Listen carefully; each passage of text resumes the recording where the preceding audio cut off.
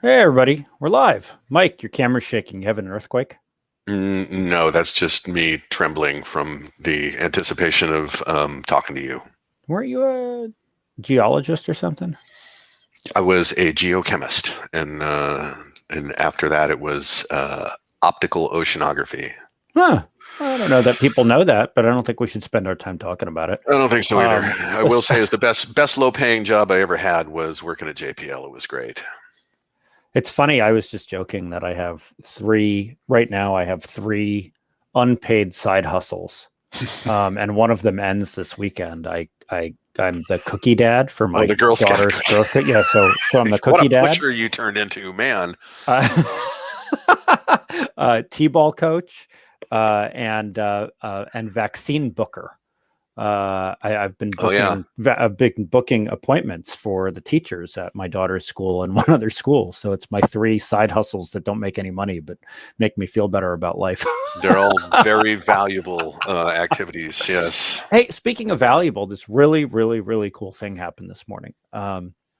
The American Hospital Association went out, and so they have the problem, which is people call the American Hospital Association, and they're like members, and they say, hey, we've had an attack, or hey, we're afraid of attack, and we want to make sure that we get vulnerability testing, we get a risk assessment, we get all the things that we need. Well, they then are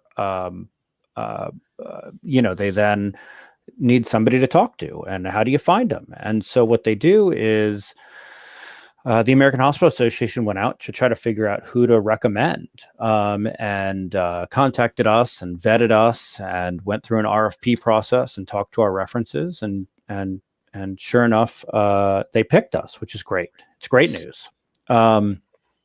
And so we and they got to announce this morning that we're the preferred provider, the only one with MDR. There are a couple who do other things, but just really, really great news.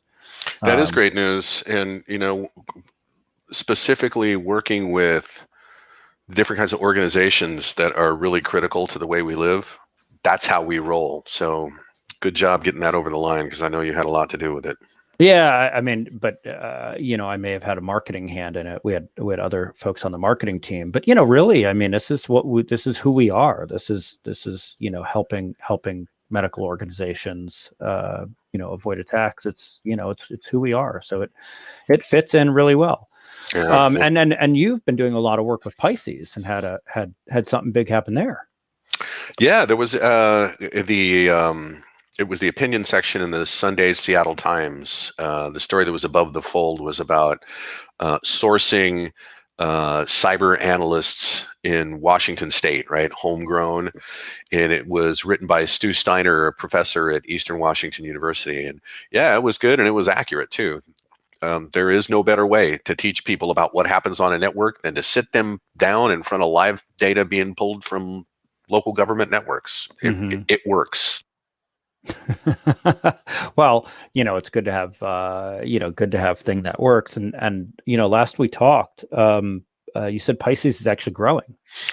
It's we're discussing an expansion with the Department of Homeland Security, potentially to do 3 statewide efforts to connect analyst classes in the cyber programs in their universities, colleges to their local governments. So given that right now we have about 125 students taking Pisces classes, we figure an expansion like that would provide something like 500 qualified analysts a year. Our 3rd academic workshop is coming up on April 22nd, and we just signed our newest city in Washington State, the city of Pacific. Nice. Mhm. Well, people don't come here to watch this to hear us talk about ourselves. Let's talk about other things. Mike, the news.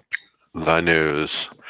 So let's see. Top of the news this week, researchers identified, and I think was it F-Secure, identified tens of thousands of attacks targeting organizations around the world that are still running vulnerable Microsoft Exchange server every day. And according to their analysis, only about half of the Exchange servers visible on the internet have applied the patches. oh my God. I mean, that really goes to show you how many organizations just don't have the IT support that they deserve. Um, Either don't know this is going on or don't think they're vulnerable, or I don't know. I mean, I guess, we've been talking about it so much, it feels like old news, but I guess not for everybody. Is that what's going on? Yeah, well, I mean, some people are just head down in their business and just have evaded the information at this point, and the knock on there, as predicted, ransomware operators are piling on to the already hacked Exchange servers. The ransomware, and there's a few variants, and I'm not sure if these are different names for the same thing, but Black Kingdom, Demonware. It's interesting. They're only asking for $10,000 for recovery of encrypted data, which sounds pretty cheap to me. Are those names of ransomware gangs or like varieties of pot? It could be both. Could be both. Washington State could go either way. But I think those are the names of the tools that they're using, right? The Black Kingdom ransomware kit.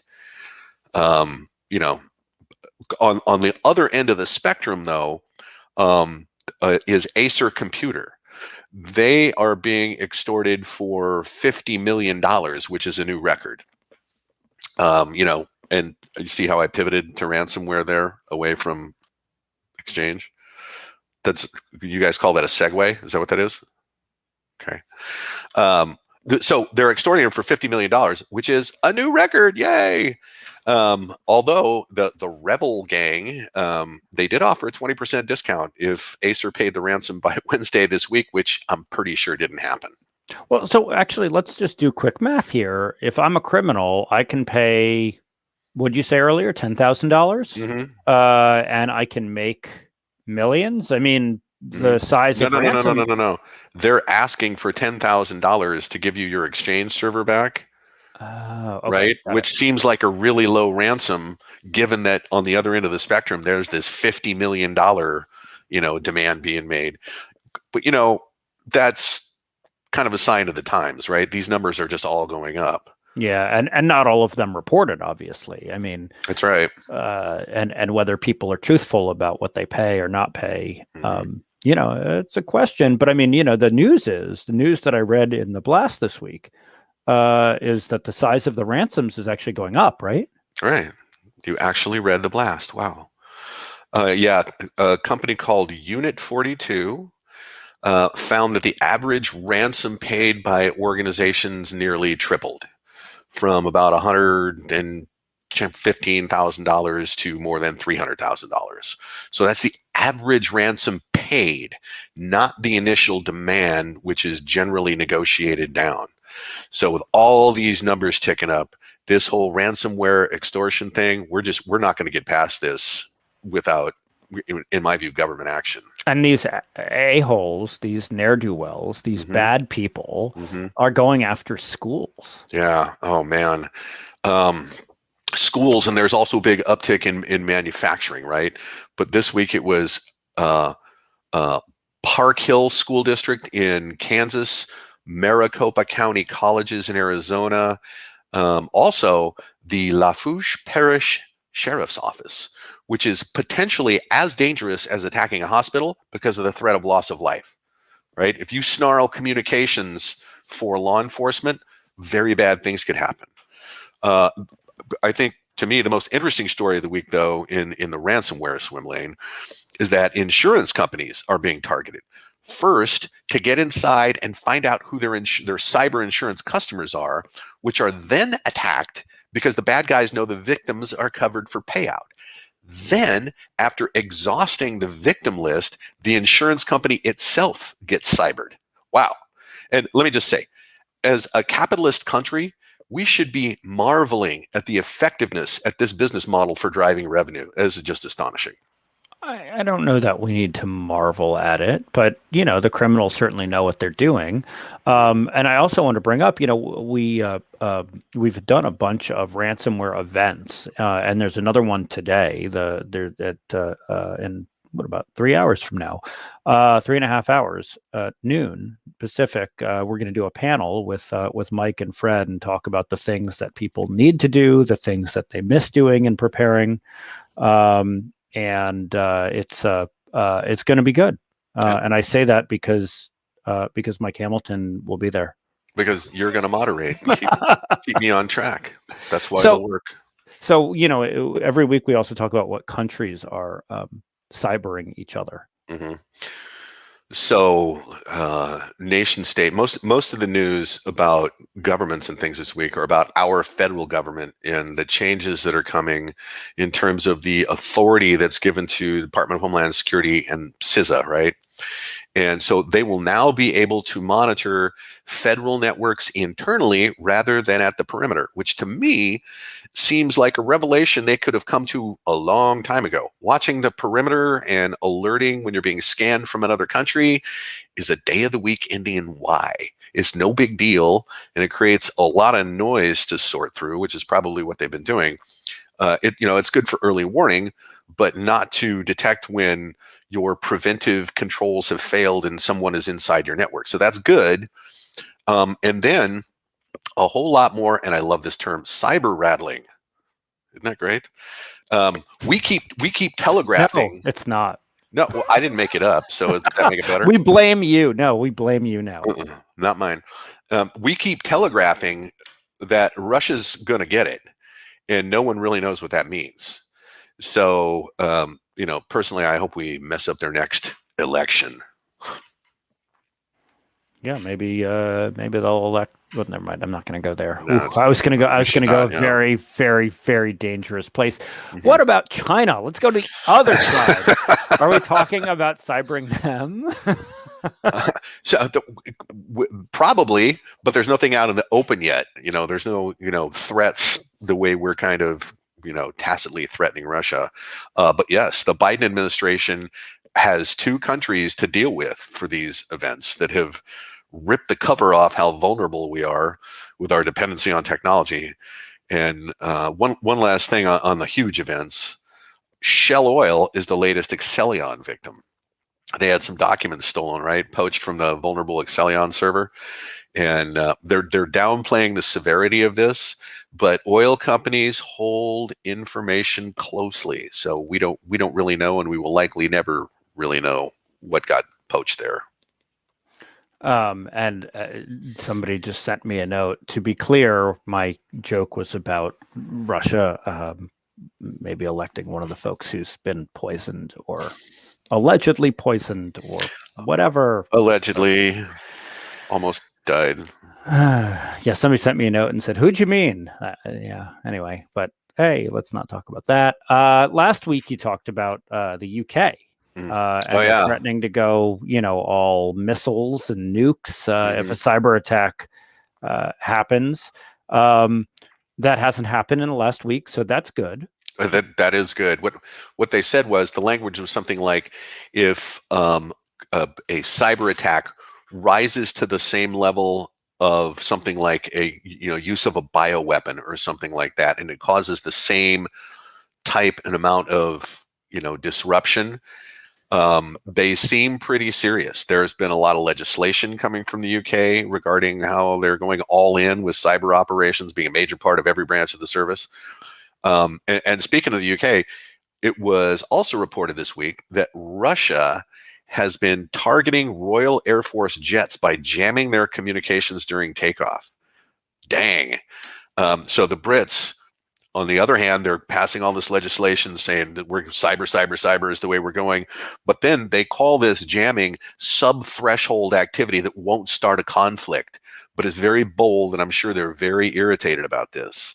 So, given other legislation and talk about missiles, that threshold may be lowered soon. So I'd keep an eye on what the UK is doing, because they're either going to set an example that we're all going to want to emulate, or they're going to make a terrible mistake. And right now, I'd call that a coin flip. Well, hey, I'm looking at the clock here, and I know you have a physical to get to today. Can you raise your arm? Other arm? No. What else? I'm not going to cough either. What else do you have? Did you just create a HIPAA violation? What else do you have? Okay. I think everybody needs to know, well, owners of the product need to know there's a vulnerability in big IP products from F5.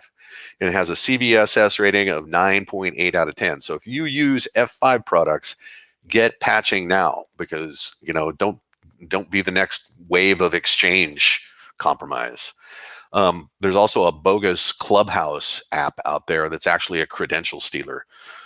Clubhouse is a drop-in chat room thing in which I have no personal interest, but if you are prone to chatting with internet randos, be careful about the authenticity of the app you're using, because I like that. Anytime there's social media or new social media, you just refer to it as internet randos.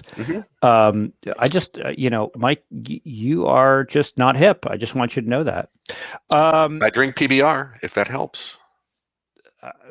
Yeah, but you always drank PBR. You didn't like stop and only drink it because it was hip. Okay, true I don't know.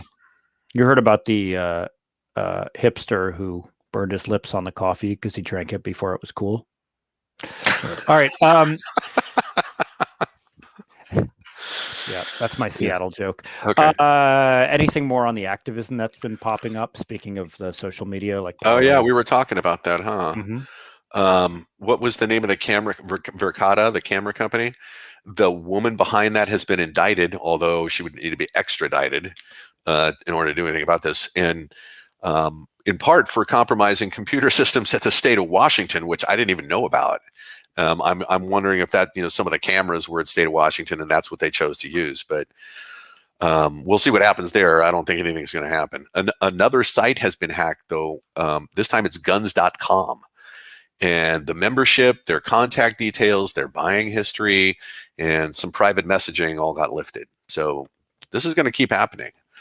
And one more, there's something called the Transparency Project. It's creating a big collection of police data and subjecting it to big data analysis to find patterns of, let's just call it inconsistent application of policy. I don't think they're stealing data to do this. I think they're getting it more through public disclosure, but I'd put that in the cyber activism bucket as well. So at the end of this every week, we have a kicker. The kicker is the story at the end of the newscast that leaves you with a smile on your face. Mike usually fails to leave us with a smile on her face, but maybe today? No, I'll probably fail again today. A New York lawmaker wants to ban police use of armed robots. Okay, that's interesting because it's a debate at all. Robocop was not a documentary. So, those robo-dogs from Boston Dynamics seem to be freaking people out a bit, and more so if they're armed. Seriously, if people knew that there was a human operator, I think they'd be less nervous. But this is developing, and in the world that is to be, there will be armed robots. Soon thereafter, we'll probably reinterpret the Second Amendment to allow anyone to have armed robots, and then we'll all be safe. Just thinking of quotes from the movie Robocop now. Thanks a lot, Mike. Mm-hmm. Also, that did not leave a smile on my face. Robocop. I don't know that I need to remember that movie. I'm just the messenger, Jake. Hey, remember, everybody, there's a panel today. There's security awareness training tomorrow. If you want to know more about the American Hospital Association thing, email me, jake@ci.security. Thanks for joining us. Even though we made you think about Robocop and you haven't wanted to think about that movie for 20 or 30 years, but hopefully you like the hipster joke. So there you go. Mike, you got anything else you want to say to people? Just see you later. All right. At patch.